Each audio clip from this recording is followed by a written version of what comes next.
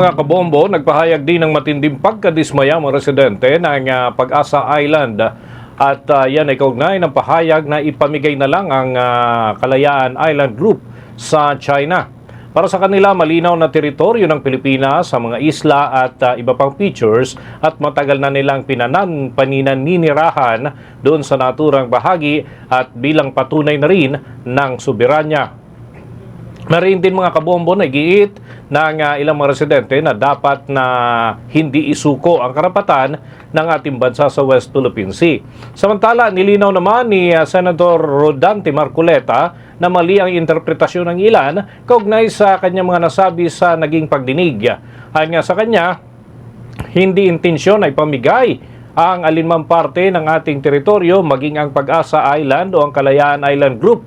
Paliwanag niya, ang kanyang naging pahayag ay bahagi ng katanungan ukol sa estratehiya ng bansa sa pagdinig at pagtindig laban sa China. Tiniyak naman ng Palasyo Malacanang na hindi kailanman isusuko ng pamahalaan ang kahit 1 pulgada ng teritoryo ng ating bansa. Nanindigan pa mga kabombo ang Department of Foreign Affairs na sakop ng soberanya ng bansa ang Pag-asa Island at Kalayaan Island Group. At kaugnay ho niyan, ating balikan ang naging pagdinig ng Commission on Appointments kung saan nabanggit nitong si Senator Rodante Marcoleta ang ilang kataga ukol naman sa naturang bahagi ng ating teritoryo. O yung Pag-asa, yung Parola, yung Kota at yung Lankiam. Captain, alam po ninyo yan. Incidentally, Mr. Chairman, itong 4 na features na occupied ng ating bansa, they are way, way beyond our EEZ. Ano ba talaga ipagpapatayan natin dito? We will offer our lives, including the lives of our children, and to die for it, for something that is not even within our EEZ. Ang gawin natin po para madali, i-give up natin yung KIG.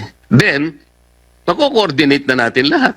Mr. Chair, kaya po yun ang dahilan, hindi po tayo makagawa ng mapa para sana ma-submit na natin. And in our lifetime, we will able to see doon sa entire stretch ng South China Sea, lalabas doon ang West Philippine Sea. Bagian mga kabombo, mga Castor Nation, ang naging pahayag ni Senator Rodante Marcoleta sa naging pagdinig ng Commission on Appointments kung saan ay nakasalang ang ilang mga opisyal ng Armed Forces of the Philippines.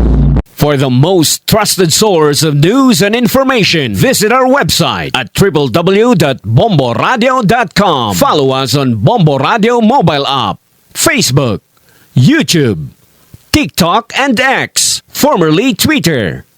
Like, share, and stay connected. Anytime, anywhere.